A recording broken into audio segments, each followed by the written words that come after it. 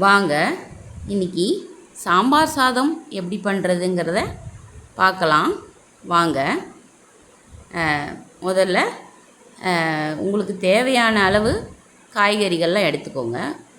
அப்புறம் பூசணிக்காய், பரங்கிக்காய். நான் பூசணிக்காய், பரங்கிக்காய், சக்கரவள்ளி கிழங்கு, மொச்சக்காய், பீன்ஸு, கேரட்டு இதெல்லாம் எடுத்துட்டுருக்கேன். நீங்கள் எந்த காய் எடுத்துட்டாலும் தக்காளி ஒரு 2 தக்காளி சேர்த்துக்கோங்க. அதுக்கப்புறம் அரிசி ஒரு 3/4 அழாக்கு நான் போட்டுருக்கேன். நீங்கள் எவ்வளோ வேணுமோ சேர்த்துக்கோங்க. அப்புறம் 1/2 அழாக்கு துவரம்பருப்பு அதை போட்டுருக்கேன். அதை களைஞ்சிட்டு நல்லா அதோட சேர்த்துட்டுருங்க. குக்கரில் சேர்த்துட்டுருங்க. சேர்த்துன்ட்டு அதுக்கப்புறம் அதுக்கு தேவையான அளவு தண்ணி விட்டுக்கோங்க. நான் இதுக்கு 4 டம்ளர் தண்ணி விட்டுருந்தேன். அதுக்கப்புறம் அதுக்கு மஞ்சப்பொடி போட்டுக்கோங்க. மஞ்சப்பொடி போட்டுட்டு அதுக்கப்புறம் தேவையான அளவு உப்பையும் போட்டுருங்க. போட்டுட்டு அடுப்பில் ஏற்றி குக்கரில் ஒரு 3-4 விசில் விட்டுருங்க. விட்டு எடுத்து வச்சுக்கோங்க.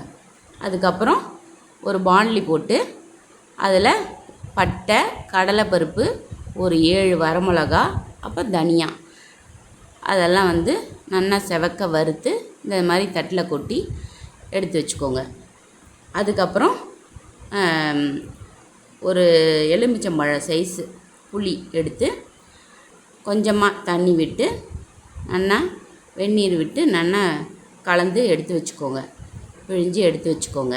ரொம்ப தண்ணி விட்டிங்கன்னா அப்புறம் சாம்பார் சாதத்தில் விடும்போது அது ரொம்ப தண்ணி ஆகிடும். அதனால தான் கெட்டியாக இது பண்ணி எடுத்து வச்சுக்கோங்கன்னு சொல்கிறேன். அந்த மாதிரி பண்ணி வச்சுக்கோங்க. அதுக்கப்புறம் ஒரு 1/2 மூடி தேங்காய் அதையும் நல்லா திருவி எடுத்து வச்சுக்கோங்க. அதுக்கப்புறம் இந்த பொடியை அரைச்சிருங்க. அரைச்சிட்டு இந்த மாதிரி எடுத்து வச்சுக்கோங்க. அதுக்கப்புறம் ஒரு பாண்ட்லி போட்டு அதில் நெய், அப்புறம் நல்லெண்ணெய் இதை விட்டு நல்லா கடுகு, கடலைப்பருப்பு, அப்புறம் வேர்க்கடலை இதெல்லாம் வறுத்துக்கோங்க. வறுத்துட்டு அதை கருவேப்பிலை 3ஐயும் வறுத்துக்குங்க.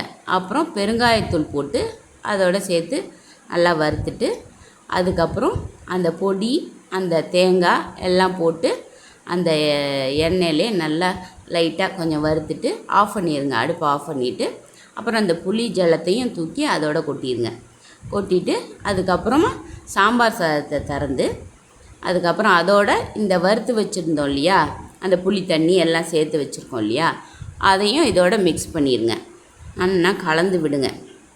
நல்லா கலந்து விட்டுட்டு அதில் உங்களுக்கு தேவையான கருவேப்பிலை, கொத்தமல்லி இதெல்லாம் போட்டுக்கோங்க. கொஞ்சம் நெய் விட்டுக்கோங்க. கொஞ்சம் நெய் விட்டு நல்லா அடுப்பை ஏற்றிட்டு தான் நல்லா இது பண்ணணும். நல்லா கலந்து விட்டுட்டே இருங்க. கலந்து விட்டுட்டு ஒரு பவுலுக்கு மாற்றி இது பண்ணிங்கன்னா சாப்பிட்டிங்கன்னா ரொம்ப நல்லாயிருக்கும். நீங்கள் இந்த மாதிரி செஞ்சு பாருங்கள். ரொம்ப அருமையான சாம்பார் சாதம் ரெடி. வாங்க சாப்பிட்லாம்.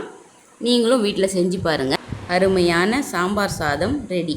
வாங்க சாப்பிட்லாம்.